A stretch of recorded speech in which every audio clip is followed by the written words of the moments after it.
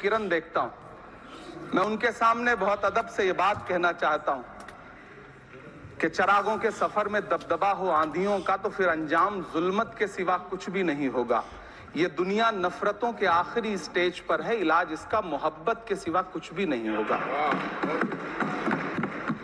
मैं भावुक हूं। मेरी कल किरण रिजिजू जी कह रहे थे कि रेलवे की जमीनें देश की जमीनें हैं, डिफेंस की जमीनें देश की जमीनें हैं। हाँ मंत्री जी हैं, बिल्कुल हैं।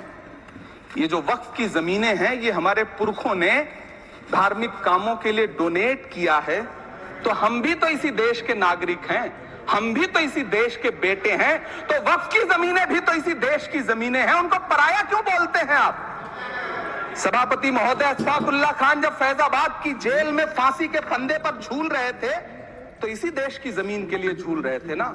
सभापति महोदय, अंडमान की जेल में काला पानी की सजा काटकर अपनी जान देने वाले मौलाना फजले हक खैराबादी हो या शेर खान अफरीदी हो, वो भी तो इसी जमीन के लिए अपनी जान दे रहे थे ना।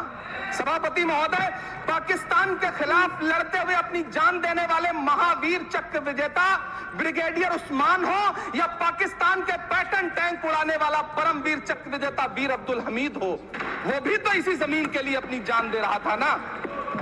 और मंत्री जी, मैं इस सदन में अलग ऐलान ये कहता हूं कि जब भी इस देश की जमीन को लहू की जरूरत होगी, आपसे 2 कदम आगे इमरान खड़ा मिलेगा, ये मैं आपसे यकीन दिलाते हुए कह रहा हूं। इलाही, जमहूरियत जो है वो नफरत और ठसक से नहीं चलती है, अकड़ से नहीं चलती है, उसमें सबकी हिस्सेदारी जरूरी है। कल देश के माइनॉरिटी मिनिस्टर ने लोकसभा में खड़े होकर एक शेर सुनाया था कि मुझसे कोई बदगुमान न हो, तो मैं उन्हें एक शेर सुनाना चाहता हूं कि मैं आज जद पे हूं तो इतना खुशगुमान न हो, मैं आज जद पे हूं तो इतना खुशगुमान न हो, चराग सबके बुझेंगे हवा किसी की नहीं।